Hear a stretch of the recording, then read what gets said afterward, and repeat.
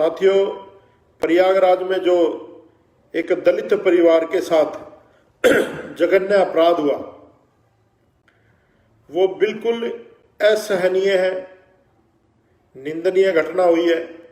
अभी हाथरस के कांड से लोग उबे नहीं थे, भूले नहीं थे हाथरस कांड को।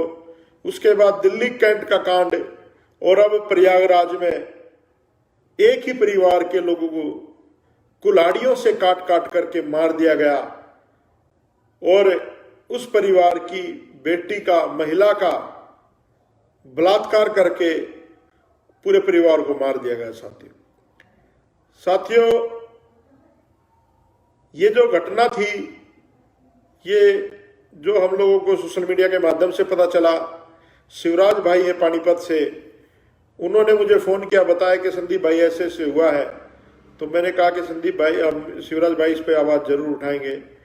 ये कोई प्रॉपर्टी का मसला था, उनका जमीन का मसला था और वो लोग बार बार सरकार के पास जाते थे, बार बार पुलिस प्रशासन के पास जाते थे, लेकिन उनकी बात नहीं सुनी गई, उन लोगों की बात को नहीं माना गया।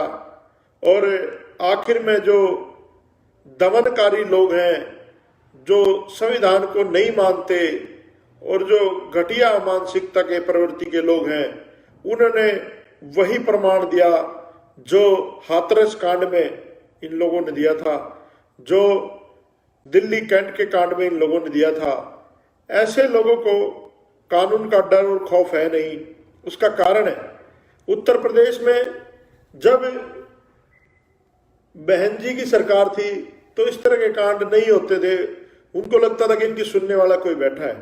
लेकिन आज जो सरकार है, योगी की सरकार, उत्तर प्रदेश में भारतीय जनता पार्टी योगी की सरकार है, केंद्र में भी नरेंद्र मोदी और भारतीय जनता पार्टी की सरकार है।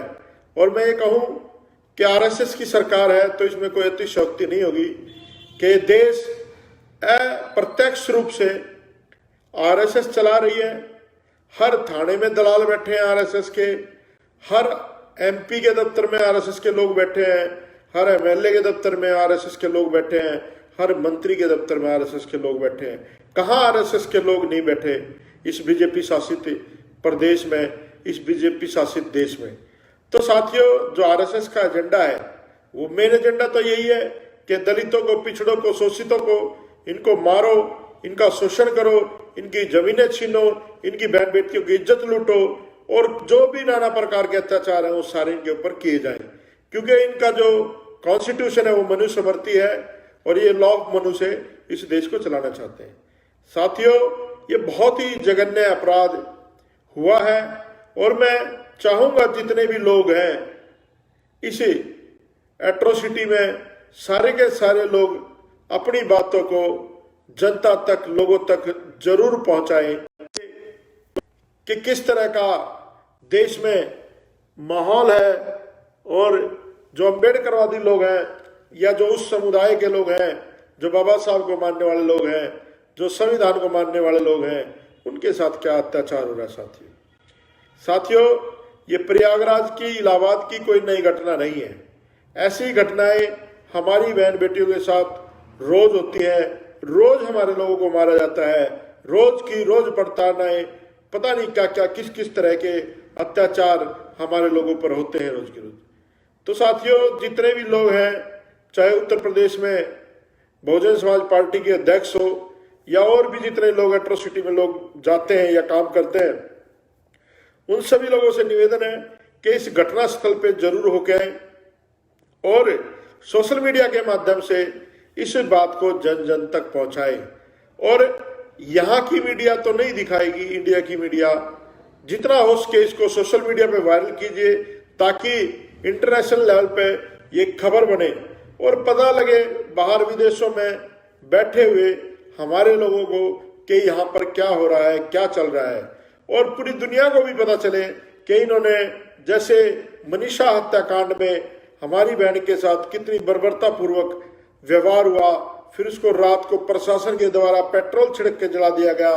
ये रोज होता है यहाँ। ये चरित्र है इस इंडिया का, जिसको ये लोग कहते हैं कि ये हिंदुस्तान है या ये जिसको लोग कहते हैं कि आर्यवर्त है, या जिस भी तरीके से ये लोग इस देश को रिप्रेजेंटेट करते हैं, जिनका राज है इस देश में आज के टाइम पे। तो साथियों, मैं ये कहूंगा कि जो इस तरह की घटनाएं हो रही हैं, ये घटनाएं क्यों होती हैं? मान्यवर काशीराम जी एक बात कहते थे कि जिनका राजा नहीं होता उनका शोषण होता है। आज हमारा राजा नहीं है पूरे देश में।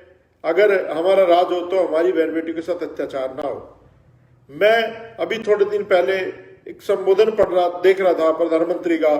वो कहते हैं बाबा साहब के बारे में कि बाबा साहब ने इतना सारा झेला, इतनी दुख प्रताड़नाएं, इतनी चीजें झेली, उसके बाद भी जब उनके हाथ में कलम आई तो उन्होंने हम भारत के लोग सबसे पहला शब्द कॉन्स्टिट्यूशन में लिखा उपदेशिका में, और किसी भी व्यक्ति के साथ कोई भेदभाव नहीं किया। तो उन्होंने एग्जाम्पल जो दिया, उन्होंने कहा कि जैसे 32 दांतों के बीच में जीभ रहती है और अगर वो जीभ को काट ले तो दांत तोड़े नहीं जाते। उन्होंने ये एग्जाम्पल दिया कि एक एग्जाम्पल है, बाबा साहब इतने महान थे।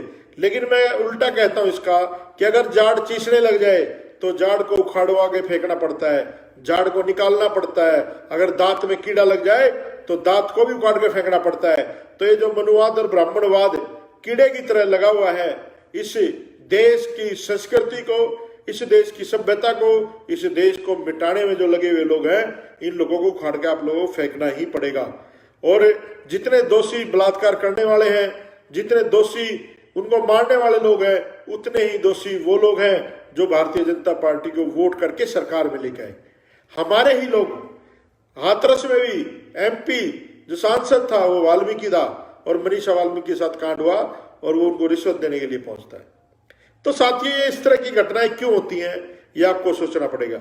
जब तक आप लोग अपनी वोट की वैल्यू नहीं समझोगे, अपने वोट की कदर नहीं करोगे, और सही जो लोग बाबा साहब को मानने वाले लोग हैं, उन लोगों को जब तक आप लोग नहीं वोट करोगे, जब तक इस देश में यह अन्याय अत्याचार रुकने वाला नहीं है।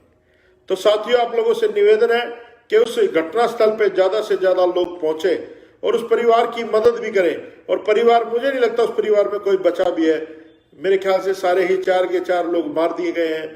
लेकिन ये पुलिस और इस देश की सरकारें और जुडिशल सिस्टम पता नहीं कितना निकम्मा बना बैठा है कि वो देखता भी नहीं है उन अत्याचारों को।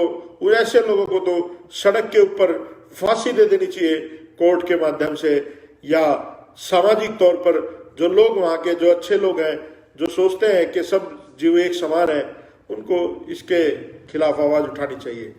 तो साथियों, मैं फिर अपील करता हूं आप लोगों से, ज्यादा से ज्यादा लोग पहुंचे वहां पर, और इस परिवार के साथ जो हुआ है उसकी न्याय की लड़ाई में आप लोग, हम सब मिलके उस परिवार को न्याय दिलाने का काम करें, ताकि ये आवाज पूरे देश में गूंजे।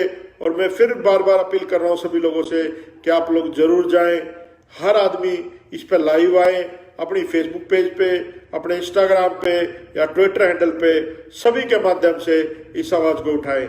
साथियों, उम्मीद करता हूं कि आप लोग इस वीडियो को ज्यादा से ज्यादा शेयर करेंगे, ज्यादा से ज्यादा लोगों तक इस बात को पहुंचाएंगे। जो ये घटना हुई है बहुत ही निंदनीय है, बहुत ही शर्मनाक घटना है। जय भीम।